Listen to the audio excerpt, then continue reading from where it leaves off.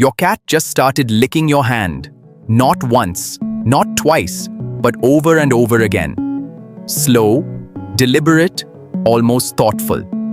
You weren't feeding them, you weren't even petting them. Your hand was just there. Most people assume this means affection, a little cat kiss. But behavioral scientists who study feline social behavior have discovered something surprising. In many cases, when your cat licks your hand, they are not simply being affectionate. They are performing a behavior that wild cats reserve for only the closest members of their social group. And once you understand why, you'll realize that this tiny moment might be one of the most meaningful interactions your cat can have with you. Most cat owners have a simple explanation for this behavior. They think their cat likes the taste of their skin, salt, lotion, food residue. Others believe it's just attention seeking. Your cat wants pets, or wants food, or wants you to keep interacting. And sometimes people assume it's just habit. Cats groom constantly, so naturally they might groom their humans too.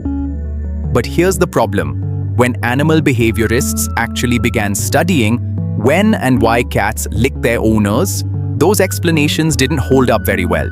Cats weren't licking randomly, they weren't licking strangers, and they weren't licking everyone equally. Instead, researchers noticed something very specific. The licking almost always happened in moments of calm. Moments when the cat was relaxed, body loose, eyes soft, often purring. In other words, moments that looked far more like bonding than curiosity. Something deeper was happening. This behavior actually has a name: affiliative grooming. In feline social science, grooming between individuals isn't just about hygiene, it's about relationships. In feral cat colonies, grooming almost always happens between cats that share a strong social bond. Not between strangers, not between rivals, only between trusted partners. Researchers observing urban feral cat colonies noticed something fascinating. Even in large groups of cats sharing territory, grooming relationships were incredibly selective. Out of 10 or 15 cats living in the same colony, a cat might only groom 1 or 2 others, sometimes just one. Those partners rested together, ate near each other, and groomed each other regularly. The behavior followed a predictable rhythm. Lick, pause, lick again. Sometimes small grooming bites mixed in between. The interaction wasn't random, it was structured, and it carried social meaning. Which leads to an interesting question. If grooming is a behavior cats usually reserve for their closest feline companions, why would your cat groom you? You're not a cat. You don't have fur. You don't even smell like another cat. And yet, your cat still performs the same ritual? Why? But before answering that question, there's something even stranger about this behavior. Sometimes your cat licks you while you're petting them. That makes sense. But other times, you weren't interacting at all.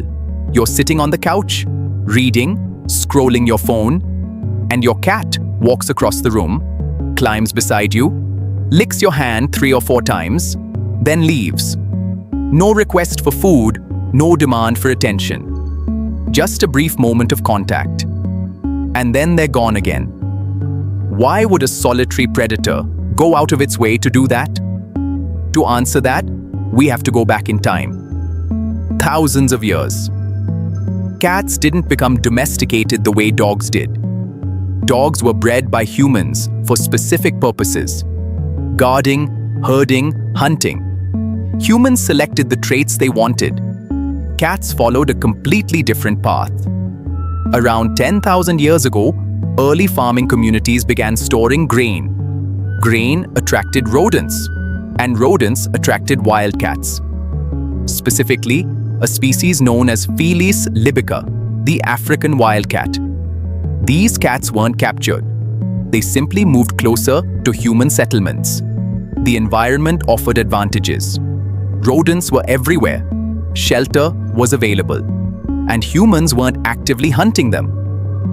Over time, the wild cats that tolerated humans best had the greatest survival advantage. They stayed near the settlements. They reproduced. And generation by generation, their descendants became more comfortable around people. But something important remained unchanged. Domestic cats never fully lost their solitary instincts. Your cat is still, neurologically speaking, a solitary hunter. Independent, territorial, self-sufficient, which means something important.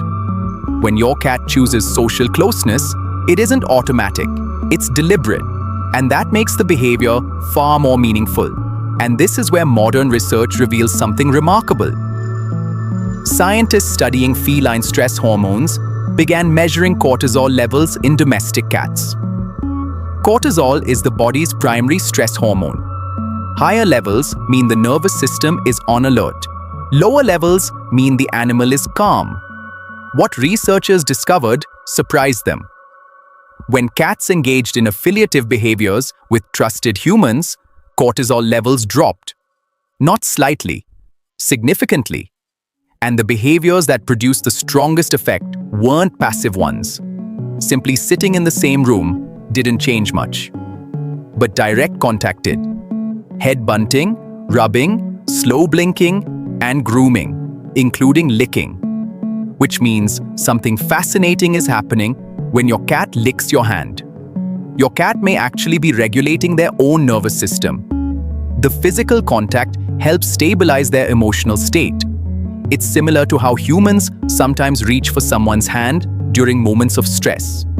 Not because something is wrong, but because contact with a trusted individual helps restore calm. Your cat is doing something very similar, and they're choosing you as the partner for that regulation. But there's another layer to this behavior.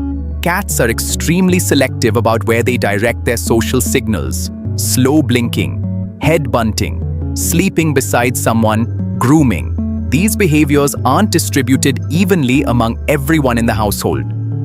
Studies of feline attachment patterns suggest that many cats form strong bonds with only one or two individuals.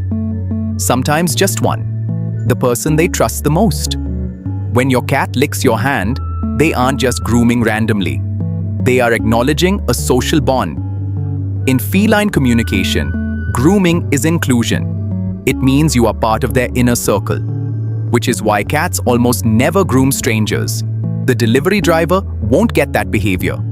Guests rarely get it either. But you might, because your cat has spent months observing you, sometimes years, watching how you move, how you respond when they approach, whether you respect their space, whether you remain predictable.